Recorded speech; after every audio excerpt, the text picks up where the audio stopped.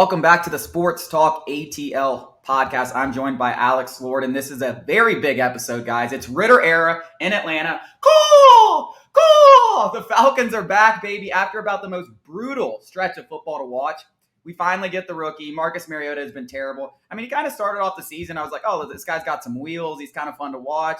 He'll go out there and leave it all out on the field. But at the end of the day, he can't throw the ball. Arthur Smith doesn't trust him. When he does trust him, you see why he doesn't trust him. So this kind of felt like it had to happen. We talked like before the season, early in the season, eventually, like when this team looks like they're out of the playoffs, we got to see what Desmond Ridder has, whether he's the best option or not, whether he's better than Mariota. I don't know if he's going to be. I mean, it's not going to be that hard to be, but he very easily could be worse. But we got to see what we have in him. And listen, if we go out there and lose the next 4 games, or what do we got, 4 or 5 games left? 4? Yeah. 4 games. If we go out there and lose the next 4 games, improve our draft stock. I know that's not what Arthur Smith is thinking, but as an organization, we got to see what we have. There's a great quarterback class, but what are your expectations for the rookie over these next 4 weeks? Are we going to see some razzle dazzle? Are we going to see kind of the same thing that we saw with Marcus Mariota? Are we going to open up the playbook? What's the plan here with Desmond Ridder over the next 4 weeks? They're definitely different quarterbacks. Like Mariota is definitely more mobile, like more agile and quick. Straight line speed, Desmond Ridder's not slow by any means. He ran a sub 4.5. Yeah, but he's not as quick. He's not as good of a runner. As a natural runner. He can run, but his arm is his better asset, whereas Mariota, his legs were the better asset. Fans should expect a very similar offense with less running and more emphasis on passing, which is awesome because it feels like we've thrown it, 15 times a game for the last 5 weeks. Well, we quite literally have. Yeah. And it's been that way all season. Ridder's arm talent is far superior to Mariota. So he might not, wow us with winning games, but he's going to make a couple of throws between now and the end of the season where people are going to be like, oh, okay, I see it. I see, the potential. It's going to be rough, and it might not net better results than Mariota, but that's not the point. The point is give him these 4 games to kind of acclimate himself to what being a starting quarterback in the NFL is, because next year he will be the assumed starter. They will cut Mariota. I doubt they go in to the season with that expensive of a backup. And that'll be his real test. It'll be his first, it'll be a full season. They'll give him the reins and then they'll go from there. But I would temper expectations because I don't want to be the, pessimist and say, it's going to be bad, but because I do believe he will do some good things. But the overall body of work is probably going to be rough. So you don't think the Falcons win out and make the playoffs is what you're telling me? I think that he gets his first win in his first start against the Saints. And regardless of what he does after that, he'll be a Falcons Lord. How about that? First game as a rookie, you play on the road in the Superdome in a game where it's like 2 shitty teams, but it actually kind of has playoff implications. Like they're still going to be trying to go at each other's throats. And this is a game where it doesn't matter where the records are, what the records are. Like I want to beat the shit out of the Saints. The players feel that way. It's one of the true rivalries in football. Like I know a lot of people don't talk about it in the same lore as, Bears, Packers and stuff like that because it hasn't been as long. But over the last 15, 20 years, especially because Drew Brees and Matt Ryan were so good for so long and these teams were good, it's turned into one of the best rivalries and they hate each other. So you get Desmond Ridder out there in his first start, you're throwing him into the fire because if the Saints have anything, they have a pretty good defense. Their offense is terrible. Andy Dalton, I have no idea why he's still starting. I don't know why they just said F Jameis Winston. that whole thing, mate, just blows my mind. But I don't know what's going on in New Orleans. I mean, you wrote about it. Hey, the Falcons suck, but at least we can laugh at the Saints because not only do they suck now, they suck for the future, and it's going to be a long rebuild to get out of that hole. They don't have a quarterback. They have no money. They're way over the cap. Their coaching situation without Sean Payton, they need to throw the bag at Sean, get him back.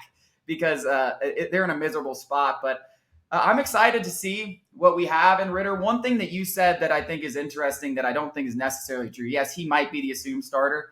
But look at that quarterback class. And if we do go 1-3 or 0-4, I mean, we're going to have a well in the top 10 picks. I mean, we might have like the 5th pick.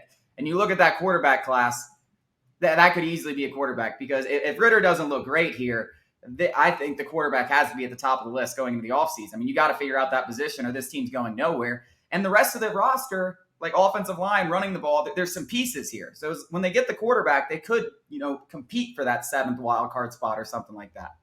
See, I would argue that you should build up a team as much as you can. And I get, trying to get the quarterback position right. It's really the only one that truly matters.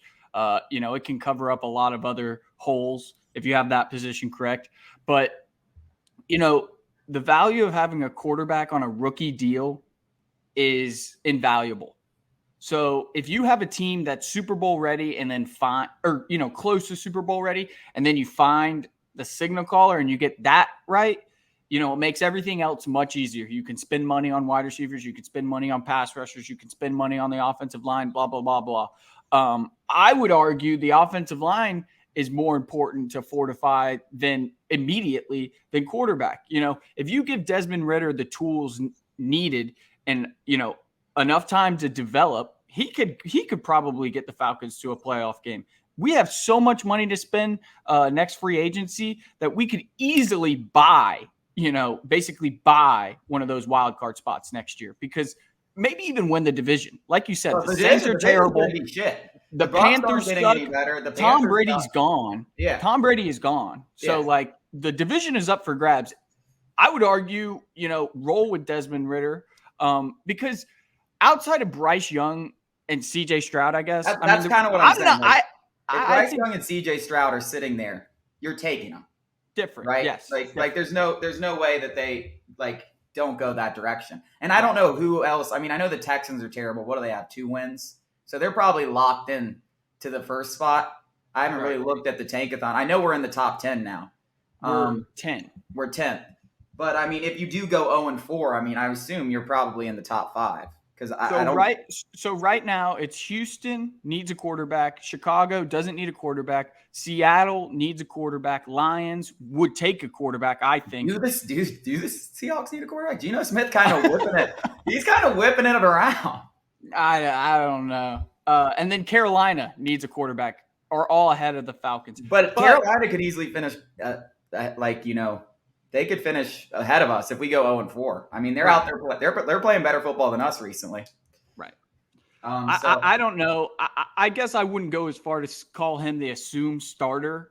But I certainly don't think that these 4 games are his audition for next year. Like, that's certainly not the case. I think that they're just trying to see what they have in general. Yeah. If he struggles, I don't expect I don't expect that to change what they think about him in the long term as his potentially being a franchise quarterback. Because look, it would be nice if he had Kyle Pitts out there. I mean, the one good thing the Falcons have going for him is they got a great running game. And that should take a lot of pressure off of them. Drake London's a stud. Chris Lindstrom, my God. I mean, my God, man. He's the best right guard in football. And I don't even think it's particularly close. And it's funny because I remember when we drafted him, I was like, God damn it, right guard, seriously? But Jesus, I didn't realize how valuable a right guard could be until Chris Lindstrom came and just pancaked the living hell out of pretty much everyone he faces. I mean, a perfect PFF grade for 4 straight weeks is just insane. Yeah, that's insane. PFF isn't the end-all, be-all, but I think if you're perfect, they're pretty much recognizing this guy's mauling people and no one's getting to the quarterback. Well, it's not just PFF. You can just watch the game and see it. And then there's plenty of other people, analysis and all these other guys who are highlighting him regularly. So, PFF aside, he's, pretty much considered an elite guard, top 3 at his position, not just right guard, guards in general. And he's going to get paid. And I don't support, this is a conversation for a different time, but I do not support paying a guard that much money. Aaron Freeman says some funny ass shit about moving Lindstrom to center, and I think he has an argument. You don't want to pay a guard $17 million a year. You just don't want to do that. Yeah. But different conversation, different time. It's about Ridder. It's Ridder season. I don't give a shit. Alex, he might suck. Chris Lindstrom is not leaving this team. He's getting extended. No doubt. I don't care what position he's playing. He's the best player on the team. It's not even. And another guy, I mean, I know we can talk more about Ridder, but another guy that's played well since he's returned really well, AJ Terrell. Terrell's been locked down looking like the all-pro that he was a year ago, so that's good to see. Like you said, the Falcons have pieces. I mean, I really like what I've seen out of London, and I think this is going to be great for him. And this is another reason why I think you need to get a quarterback at some point. and if Ritter's not the guy, maybe you need to draft a quarterback, is because you have Drake London on his rookie deal. You have Kyle Pitts. We got to stop wasting these guys' years. Like, we need to get this figured out. And like you said, the division's up for grabs. So I think you air it out with Ridder. I mean, air it the hell out. I know you're trying to win games, but let's see what we got here. I think that will be – everybody is going to see a different offense. We're still going to be predicated on running the ball, no doubt. But the shot plays are going to become more frequent and more successful. Mariota's accuracy down the field was downright horrendous. It's like me and you out there throwing. Yeah. Like, it's terrible. It's shockingly bad. Yeah. So that'll definitely improve. No doubt. There's no doubt about that. Purely based off arm talent alone, that should improve. Decision-making can't get much worse than what we saw with Mariota. Yeah, I mean, it really can't. We all saw that picture of the Panthers game where he's literally on the ground just throwing it up in the air. It's like, I've never seen that. Maybe in backyard football. Like, that was a career-defining moment right there where he was like, this is the end of my career. I'm just going to throw it up. Like, fuck it. Get the fuck up. I mean, just absolute. I mean, listen, I think it's a good thing that – because, I mean, as Mariota wasn't – like, he was a decent game manager, I would say. Like, he wasn't the worst quarterback in the league. I don't want to say – I don't think he was. You know, so I think it's a good sign that we're still in the mix for a playoff spot. I know it sounds ridiculous, but we are. You know, I think they gave us like a 9% chance or something. So if you win out, you're probably going to make the playoffs. I think it's a good sign that they're trusting Desmond Ridder. Like, I think there is some trust for them to make this move. I know we were all yelling for it, but I think it's very clear they don't give a shit what we think. We've been yelling for it for 5 weeks. They don't give a shit about what the fans think. They're trying to win football games still. Yeah. So I think it is a good sign that they have some trust in Ridder here. Yeah. If any organization, not just the NFL, any professional organization gives even an ounce of thought to what the fan base wants, you've already lost. You've already lost. We are idiots. And they didn't do that. I'm not saying the Falcons did that. I don't think they did that whatsoever. I don't think the fan pressure is what broke the straw that broke the camel's back. It was Marcus Mariota just being downright horrendous. Like, the Falcons are trying to win games, and, you know, until the last couple of weeks, Mariota has been aiding it to a certain extent, but the last few weeks have he's been impeding the team from winning games. So it's very obvious that, like, it can't get much worse. And if it does get much worse, you can at least chalk it up to rookie mistakes. He's a veteran, an 8-year, 9-year veteran. You can't chalk it up as rookie mistakes when the guy has been in the league nearly a decade. I'll tell you what. I mean, just the fact that we get to watch something on Sunday, it was getting very tough to watch the Falcons on Sunday. I mean, I went to this past Falcons game, and there was a absolute 25-person brawl between Steelers fans and like a few Falcons fans right in front of me. Like, I should have taken a video of it, but I'm never the guy that gets out the camera. Like, I just watch what's going on in life. I'm never like, oh man, get out the camera. Like, but I should have taken a video of this because it was for a pro football fight, and I was up in the 300s. So, like, it was absolutely, like, no one gave a shit. Like, everyone, like, stayed after the game. Like, it wasn't like the cops came or anything. It was like, oh, you poor fucks, what are you doing? and these guys were throwing each other, like, down, like, 4 rows of seats. And I stand up after, I'm like, what are you guys doing? We're 5-8. It's both of us. What do you guys possibly – it was because – the whole game was just like, it was like sitting at church. It wasn't like going to a football game. Like, yeah, the Steelers fans would get a little loud here and there. They travel really well. It was embarrassing. But overall, it was like more like going to church. Like, everyone was sitting down like, oh, like, look at this little game going on. Like, there was no like real energy. So when people started fighting, I was like, what in the hell are you doing, boys? Like, it would be like fighting at church. Like, that's not acceptable. That's not acceptable. But I mean, at least like there's a reason to watch for the next 4 weeks. Whether the Falcons win or lose, we get to see how Desmond Ridder, which we wanted to see all season. And listen, you talk about, you know, being explosive, being an athlete, having a big arm. Like, he's got all those things. Like, it has the potential to be exciting. Now, there's going to be some lumps, but there's potential for a lot of excitement here. So that's what I'm most excited about. Like, a Sunday waking up and being excited about the Falcons again. What I'm excited about is when he inevitably struggles. And there's 2 things that happen, and I'm going to be doing both of them. I'm going to make sweeping judgments. We're going to be poking the bear. I'm going to make sweeping judgments that he is either the answer or not the answer. After one game, I'll know. Don't worry, I'll know. Or and I'm going to defend him by using Josh Allen's rookie stats, which were horrendous, and now he's top 3 quarterback in the league. Those are the only options. I don't know about top 3 quarterback in the league. That's a different story for another day. I think he's one of the most overrated quarterbacks in the league. Okay, whatever. I mean, he's definitely not better than Joe Burrow. I can tell you that for a fact. He's not better than Joe Burrow. Dude, he has Joe Burrow, Pat Mahomes, he's got like 13 Josh Allen. Those are your 3. I don't know if I put Allen there. Too many turnovers. He's literally the most overhyped quarterback. He's got the Justin Herbert status. No. Where it's just like, he's done a little more than Herbert, but way more. Shut up. He won one playoff game. That's all I'm saying. He's been to the playoffs consistently. Yeah, because the Bills are good. The Chargers, I mean, they're hurt, but they have arguably as good a talent as anybody, in my opinion. At least on paper. I might put Josh Allen 3. I'm just trying to think who else would be 3. Like if this was last year, I might throw Aaron Rodgers there, but it's not last year. Yeah, he's trash. He's trash. Jalen Hurts. Oh my God. Talk about a game manager. Who's going to win the NFC? It's the worst. It's the worst I've ever seen a conference. What's crazy? Yeah, it really is. The Cowboys could legitimately come out of the NFC. They easily could. But then they're also the Cowboys. So like they're also the Cowboys. Like they're going to see the 49ers and get their ass kicked. It's going to be Brock Purdy and the 49ers. And everyone's going to be like, this is the Cowboys' year. This is the Cowboys' year. The next thing you know, Deebo Samuel has 173 rushing yards and 3 touchdowns. Mm-hmm. And Kyle Shanahan has just cooked Dan Quinn for like the 5th time in a row. No doubt.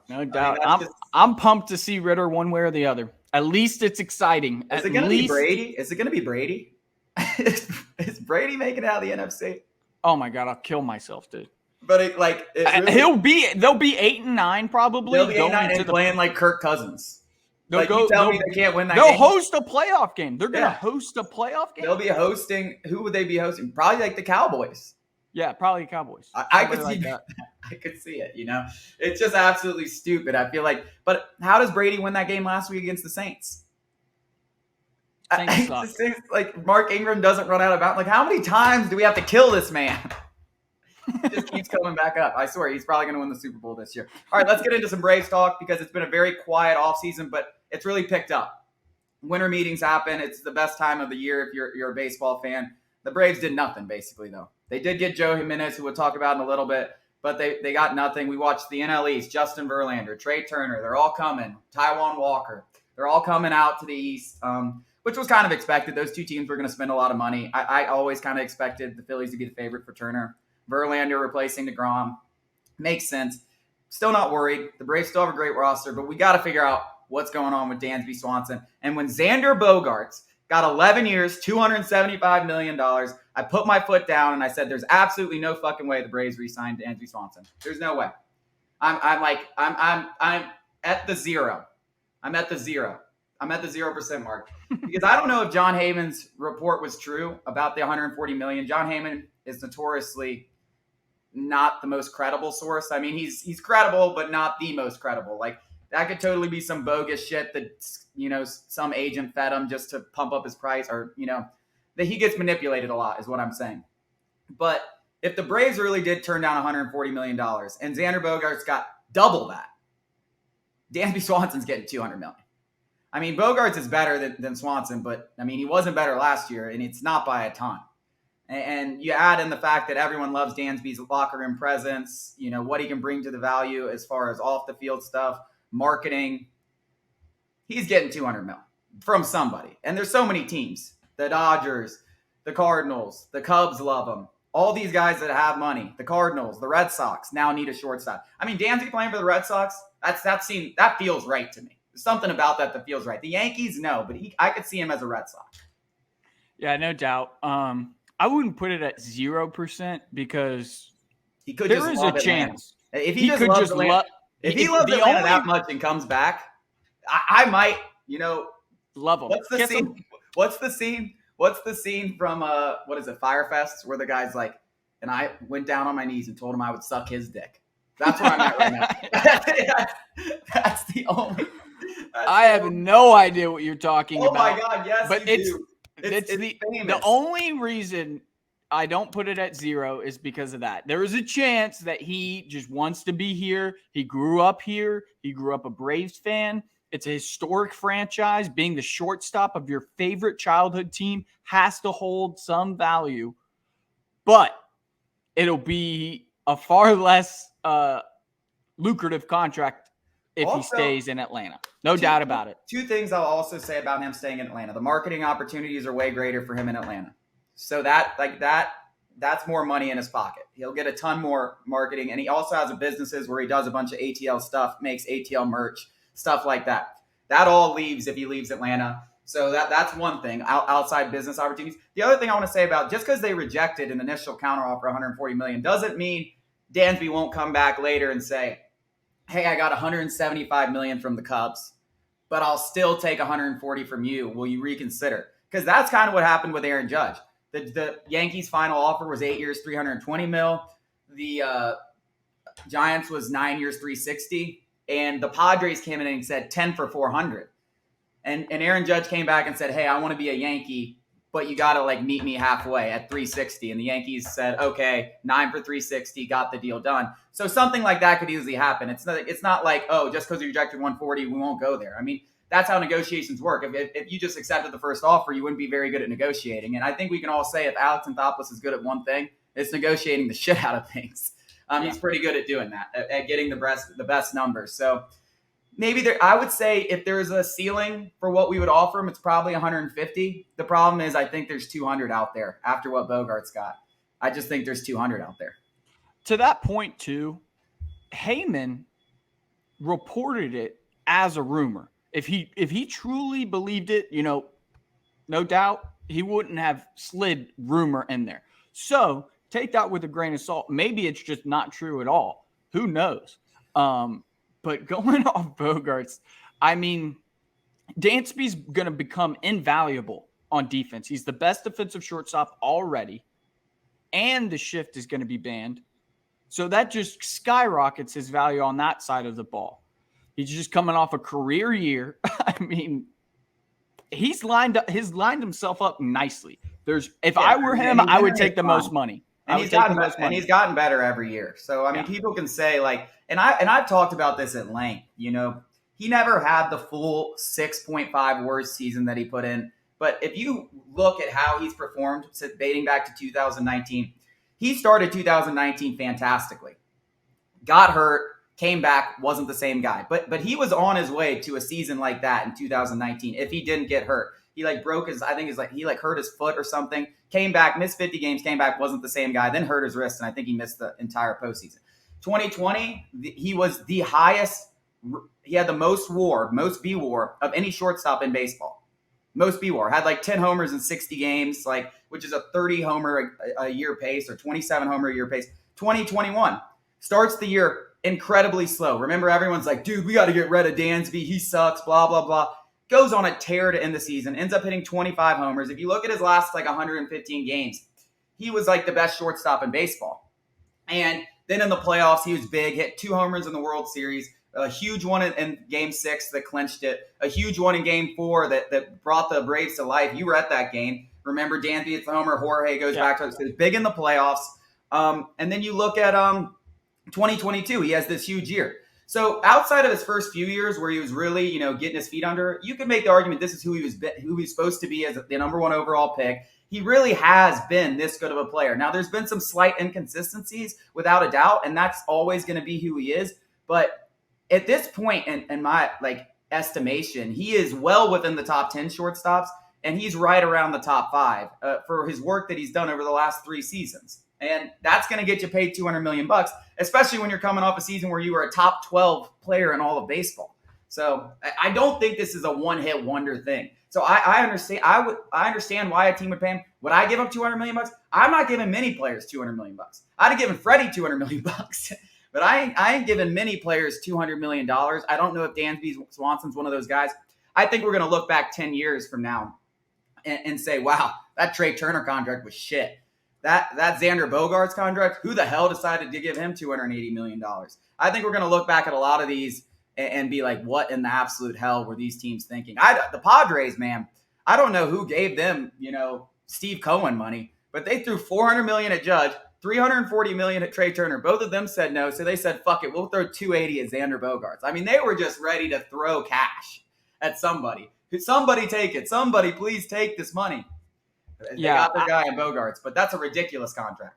I have to disagree a little bit, only because the slight inconsistencies, I don't think that tells the full story. He has been wildly inconsistent for his entire career, except for that shortened season.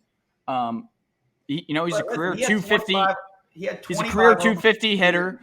He's just trending. He's just trending in the right direction. You don't pay somebody for what they were 5 years ago. You pay him for what they will be. So I'm not saying that he's not going to continue on this trend and he's going to revert back to, what he was a few years ago. I'm just saying, the inconsistency concern is definitely valid.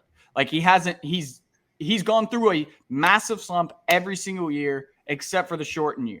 So I'm not paying that guy $200 million, and the Cubs can only do it because, they're this huge market team, and who says who gives a fuck? The Braves are like the Jew of the MLB. We're just like, we find value in every single little thing. I could say that I'm Jewish. I'm Jewish. That is true. I guess you can't say that. That's like Stu Feiner. Stu Feiner will be on like Barstool Sports if I'm saying some wild Jewish things. It's like, it's okay. I'm Jewish. I am Jewish. There's no doubt about it. Look it up. I'm just saying, the Braves, we're not like pinching pennies by any means, but like if the value is not right in Anthopoulos' eyes, he's not making that deal no matter what. It's crazy to think, that Dansby Swanson, Freddie Freeman, both historic Braves players, Freddie Freeman's a top 10 Brave all time. Dansby Swanson's not quite there yet, obviously. If he remains here for the rest of his career, he very well could be. But Anthopoulos isn't letting that get in the way. It doesn't matter. If the value's not right, they're not making the deal. And there's, I kind of like that to a certain extent. No. I don't agree with the Freddie thing, but still. The Freddie thing was an absolute mess, and it was a travesty, and it's disgusting that he did what he did. And more often than not, it works out. He should be a Brave for life. You pinch pennies on the wrong guy. Freddie Freeman is the best first baseman in baseball. He's been his best first baseman in baseball for years. And he's a Hall of Famer. Letting him go over a 6-year was absolutely ridiculous. Dansby Swanson's an entirely different story. And I'm saying if you're not going to pay Freddie Freeman, I don't know how the hell you pay Dansby Swanson. Unless you're feeling outside pressure from the fans. But like we talked about, you can't let the fans get in their way. And listen, if he let the fans get in his way, he wouldn't have let Freddie Freeman walk. So I don't expect that to play a role. And I just don't know how if you don't play Freddie, unless you just have kind of buyer's remorse where you're like, shit, I should have paid Freddie. Now I got to pay Dansby. But I still don't see that getting in his way. I just don't. And if you didn't pay Freddie 140, I don't know how he's going to come up to close to 200 for Dansby now. Now we're obviously talking hypotheticals here. I don't know if he's going to get 200 million, but just the way money's been thrown around, I don't see how he doesn't come close to 200 million. And I wrote before the offseason he could sniff 200 million. And that was before I thought Xander Bogaerts was going to get 280 and Trey Turner was going to get 300. I mean, I don't even want to know what Carlos Correa is going to get. He might get 400 at this point. I mean, it's absolutely absurd, especially he has Scott Boras as an agent, which he always knows how to get the best deal. But the question is, Dansby Swanson's gone. What's next? What do the Braves do? I don't think – we talked about Willy Adames from the Brewers as a trade candidate. I don't think that's realistic. I just don't. The Brewers they're not a good team, but they also were just in the playoffs 2 years ago, and they play in a weak division. I don't see them eager to make this trade for their young star shortstop before the season and go into a complete rebuild when the teams in their division are the Reds, god-awful, the Cardinals, decent, but not anything special, the Cubs, god-awful, and the Pirates, god-awful. They're not going to be eager to just wave the white flag when they can trade Adames, anytime over the next 2 years. So I don't really think that's a legit possibility. We also just traded Justin Henry Malloy, one of our biggest trade chips, in a deal for Joe Jiménez, which we can talk about in a minute. But it's starting to look like they're either going to go Vaughn Grissom or Orlando Arcia, which I said before the offseason, there's no way that happens. Maybe I'm just a dumbass. Or they're going to sign someone like Elvis Andrus. Elvis Andrus, we haven't really talked about him much, but Mark Bowman brought him up, and it makes some sense. He's coming off a really good year. Finished the season with the White Sox, hit 17 home runs, stole 18 bags, had like 3.5 WAR. He's a good defender. Knows Ron Washington from their Texas Rangers days. So there's a lot of connections there. But the problem is you go to his Baseball Savant page and the guy is a sea of blue. It's like XBA below 20%. Like it's all a fluke. And over the last 4 years, he hasn't posted more than 2 WAR except for last year. So I just don't see Elvis Andrus as much of an upgrade over Arcia. But if you're going to go the platoon route and just hope one of them performs, I guess you can do that. But things are bleak as far as the shortstop position if they don't re-sign Dansby. Now they can use that money on the outfield.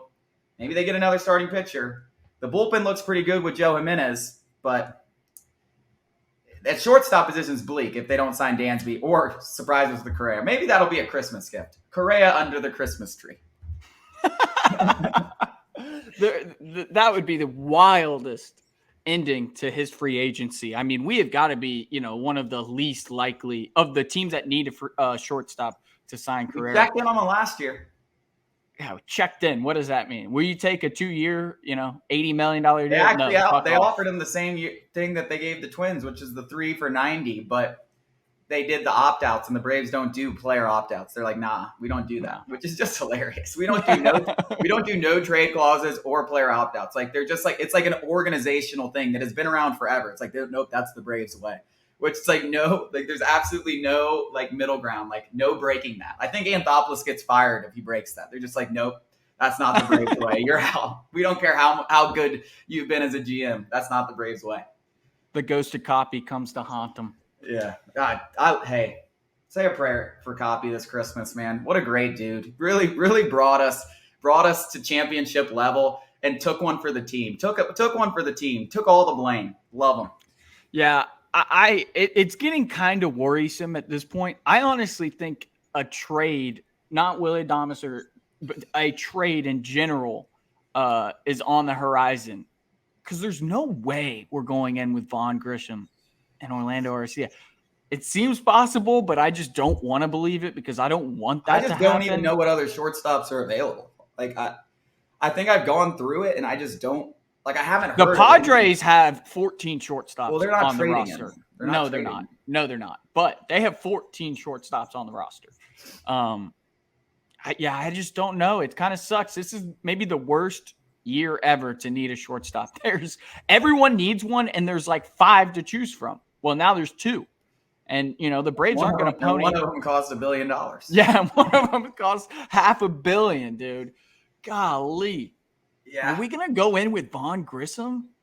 I'll straight up say, like, and I still will say this to this day. I know everyone just says that's the automatic thing. There's no fucking way. Like, guys, the guy couldn't even play shortstop, like, in the minor leagues. Like, he was like a below average defensive shortstop. Like, we're going to replace the best defensive shortstop in baseball when we put all this emphasis on defense with Vaughn Grissom, who ended last year hitting like 100 over the last month. Like, what are we talking about here? Imagine just like, you want to talk about pressure, like for a young prospect, filling the shoes of Dan. Like we talked about the pressure of Matt Olson coming and filling Freddie Freeman's shoes. Well, that guy's an established veteran. And listen, he didn't do great. He probably had the worst season of his career. And you can't say that probably wasn't part of it. I guarantee you that played a part in it. Was the pressure, the outside pressure, having to fill those shoes. Like he did a pretty good job. But he had one of the worst seasons of his career. Imagine Vaughn Grissom coming in as a rookie with only 40 games under his belt, and they're like, yeah, you're the starting shortstop of the Atlanta Braves. By the way, we have expectations to win the World Series, and you're filling in for a guy who's the 12th best person in all of baseball last year. Like, come on. It's just an absurd thing to do to a young player, and the Braves would never do that. They just wouldn't do that, and I don't think he's good enough to do. Like, I don't even think, without the pressure, I don't think he's good enough. It just, there's no way. God, we've really backed ourselves into a corner here, huh? I mean, what the hell are we going to do? If Freddie Freeman was on the team. I can't let it go, man. I can't let it go. Every offseason for the rest of my life, I'll just be like, remember when we lost Freddie? Oh, yeah. I mean, dude, listen, if they do go the, Andrus, Grissom, whatever the hell they do at shortstop, the cheap route, we'll call it, even though I will say, listen, a lot of people are going to be like, the Braves are being cheap, the Braves are being cheap. Guys, do you realize we have the highest payroll already that we've ever had going into the season? Without signing anybody, we have the highest payroll. Do you realize the amount of like the $500 million in contracts we've already handed out to all these young players? Like the Braves are not being cheap. Liberty Media, who's gotten people have griped with them since they took over about not spending money, blah blah blah. Bro, they spend more money than any owner we've ever had, more than Ted Turner. I mean, like we're going to be in the luxury tax, like no matter what. Like we're going to have a top five payroll. Like we are not being cheap. We personally have griped about it, but in the past year, they've given out over $500 million in contracts. So I don't want to hear Liberty Media is being cheap. They're not fucking paying Dansby because they don't think Dansby's worth $200 million. It's not because they don't have the money. They're not paying him because they don't believe he's worth it. It's just that simple. We wouldn't have signed Charlie Morton if we were cheap, for $20 million, which by the way looks like a goddamn bargain. Y'all are going to eat your words if you're talking shit about Charlie Morton. I'm telling you that guy's having a great bounce back year next year. $20 million. Taijuan Walker got $72 million. That guy's a bona fide scrub. He can't play. He sucks. Taijuan Walker actually sucks. Like I'm so glad he's in the division. Like the fact that he got $72 million. Sometimes I like you give guys like the Phillies like so much money that they just don't even know what to do with it. They're like, let's just throw $72 million at Taijuan Walker. That guy's come on, bro. Come on. $72 million for Taijuan freaking Walker. Holy crap. That's a bad deal. Reverting back to the Falcons for just a second, most of our listeners like both teams anyways. I hope they don't do that this offseason and just be like, hey, fuck it. We have the money. Let's buy some shit. Like, be smart. Roll over the cap. If there's one thing Fontenot has shown that he can do, it's sign some free agents with no money. Like True. Now you can sign. I would almost like them to take the route, just like keep shopping at the lower levels, but get a bunch of guys, Get a bunch of guys you think can play for, $10 million rather than going out and maybe you sign one splashy guy. But for the most part, fill in the holes with guys like find your Cordell Patterson at linebacker. Find your, if you can do it, it's easier said than done, obviously. But that would be the route that I would take. To that point, reverting back to the Braves now, if we don't get Swanson, that leaves the door open. We've already talked about it, about bolstering other facets of the roster. Left field still needs to be figured out. Yeah, I think it's left field. I know you're going to talk about starting pitching. I don't think it's starting pitching. Well, I was going to go more in the bullpen that they could make a splash. And even then, they could get two nice little bullpen pieces. But in a trade scenario, we know everybody's, Brian Reynolds, and the price is going to be high. So if you trade for him, you have to, basically be convinced you could extend him. And I think that that's a possibility. He still has like 3 years left, though. But that has not stopped. That has not stopped Anthopoulos. No. I'm just saying, like, it's not a rush, is what I'm saying. Oh, right. But yeah, I think that would be the avenue Anthopoulos takes. If he does trade for somebody, it's with the intention of extending him, like we've seen him do time and time again. And yet, I can't even say his name. Jiménez. Jiménez. And I think that could be a possibility with Jiménez. He's got 1 year left to team control, and we gave up Justin Henry Malloy, who was our top position player prospect. So, I think that's a possibility. I was just going to say, Justin Henry Malloy, in my mind, was kind of your future in left field. Now you don't have a future in left field. So getting a guy like Brian Reynolds, I think there could be something to that. We've talked about the strong under the radar. We reported that, that they could be an under radar, contender for Brian Reynolds. And I know the Pirates have been hesitant in trading him. I have no idea why. They're like, oh, maybe in 3 years we'll contend. Fuck you. You're the Pirates. You're never contending. Yeah. But give us your nice stuff. Yeah. But it's like that really could be like there could be something to it because you just opened up. I will say that Malloy thing does make me think, not only does it make me think more that Dansby Swanson's gone, it makes me think that they're looking to sign a long-term left fielder, whether that be to trade for Brian Reynolds or sign Andrew Benintendi or sign someone because, we've already talked about it. Marcell Ozuna and Eddie Rosario, they're not the guys. Like, they might be on the roster, but they're not the guys. I'm not completely sold on it. I was just presenting the idea because when you have two long-term pieces and you have 2/3 of the outfield covered for the next decade, having that third one in sort of a mercenary role where you're just bringing in a guy every 2 years or a year, just trying to hit on it. It's a lot harder to do. You'd rather just have a guy there and be consistent. But when you have the other two positions figured out, it makes that last one less important in my eyes. I still don't think they go in with just Rosario and Ozuna. If they do go with the platoon route, we've talked extensively about Adam Duvall coming back. I think that could be a route. I think that could be the future plans.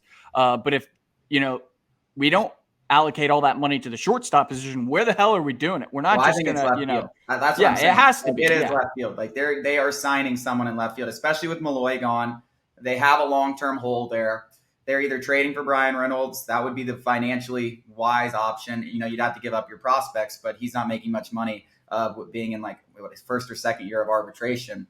Or signing a guy like Benintendi or Conforto to a 2-3 year deal or something like that. I could see that as options. I think that is what's happening. Like that Malloy trade, I've been high on Malloy. I've been talking about him all year, so I was kind of hurt by that. But this Joe Jiménez guy, I want to talk about him for a second. He's a stud. He's a stud. Like let's make note. Like he is a really, really good pitcher. I mean, he struck out over 12 batters for 9 innings. I saw someone compare him to Kenley Jansen, and he was like basically better than Kenley Jansen.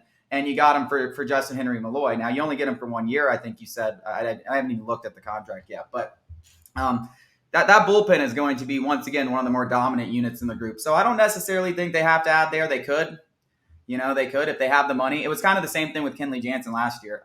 If you have the money, why don't you throw it at an Adam Ottavino? But we'll see what happens with the shortstop situation. That really is going to decide everything. But if they don't do it, I think they got to upgrade left field.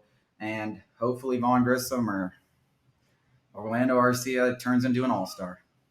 I don't know what else to say about that, but it's not good. Like I don't feel good about it. Like it was different at the beginning of the year because all of our options are open, but now that the market is slowly shrinking, it's like, fuck, are we going to get stuck with our pants down? We're about to get stuck with Vaughn Grissom and our pants are around our ankles. Is that about to happen? Yeah, that is what's going to happen. It looks like. I'm waiting for a tweet to pop up during this thing.